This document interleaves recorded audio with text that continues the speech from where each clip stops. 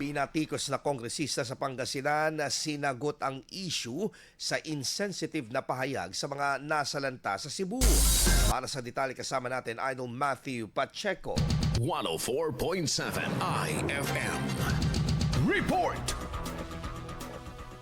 Umani ng matinding batiko sa social media si Pangasinan 2nd District Representative Mark Cuangco matapos ang kanyang pahayag hinggil sa mga residenteng nasalanta ng Bagyong Tino sa Cebu. Sa isang viral na video na nagpakita ng mga pamilyang nawala ng tirahan dahil sa matinding pagbaha, nagkomento ang mambabata sa parang ikinagalit ng marami dahil tila sinisisi umano nito ang mga nakatira sa mga mabababang lugar.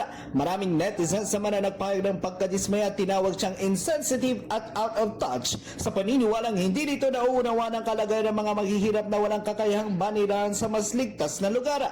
Kasunod ng mga puna, naglabas ng payag si Cuangco at sinabing nakiraramay siya umano sa mga naapektuhan ng bagyo. Nilinaw rin niyang layunin ng kanyang komento na hikayatin ng masusing pagsusuri sa mga pagkukulang sa urban planning upang maiwasan ang pag-uulit ng ganitong trahedya. Ayon sa mambabatas, kasalukuyan naman sila nagkikipagtulungan sa mga lokal na opisyal at inhinyero para mapabuti ang mga pamantayan sa konstruksyon at paghahanda ng mga komunidad laban sa mga darating pang kalamidad. Kasama mula rito sa IFM Digipan, ito si Idol Matthew Pacheco. Tatak IFM! IFM News! IFM News! IFM News!